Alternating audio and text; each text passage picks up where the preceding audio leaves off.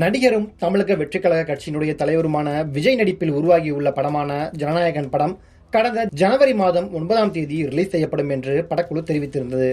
ஆனால் படத்திற்கு சென்சார் சான்றிதழ் கிடைக்காத காரணத்தால் படம் வெளியாவதில் சிக்கல் ஏற்பட்டது. அதேபோல் படத்தில் இந்திய ராணுவத்தின் இலச்சினைகள் காட்டப்பட்டதால் அதற்கு உரிய முறையில் அனுமதி வாங்கவில்லை என்ற குற்றச்சாட்டும் எழுந்தது. இப்படி இருக்கையில் படத்திற்கு சென்சார் சான்றிதழ் கிடைப்பதில் இழுபறி நீடித்து வந்த நிலையில் தற்போது இழுபறிக்கு முற்றுப்புள்ளி வைக்கப்பட்டுள்ளது. அதாவது படத்தை சென்சார் ரிவைசிங் கமிட்டி பார்த்துவிட்டது. இனி ரிவைசிங் கமிட்டி தரப்பில் படத்தில் செய்ய வேண்டிய மாறுதல்கள் இருந்தால் குறிப்பிடுவார்கள், இல்லை என்றால் படத்திற்கு சான்றிதழ் வழங்கி விடுவார்கள் என்று கூறப்படுகிறது. இந்த தகவல் விஜய் ரசிகர்கள் மற்றும் தவிக தொண்டர்கள் மத்தியில் மகிழ்ச்சியை ஆழ்த்தியுள்ளது. இன்னும் சொல்லப்போனால் படத்திற்கு என்ன சான்றிதழ் கொடுத்தாலும், அதாவது UA என எந்த சான்றிதழ் கொடுத்தாலும் படம் வெளியாவது உறுதியாகிவிட்டது.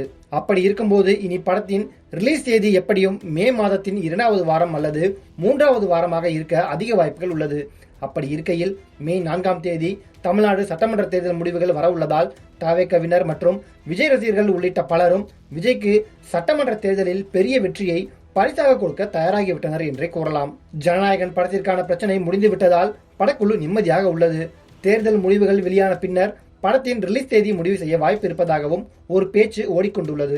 அதே நேரத்தில் காலதாமதமானதும் ஆகிவிட்டது. படத்தை தளபதியின் பிறந்தநாளான ஜூன் 22ஆம் தேதி வெளியிட்டால் இன்னும் சிறப்பாக இருக்கும் என்று ரசிகர்கள் கோரிக்கை வைத்தும் வருகிறார்கள்.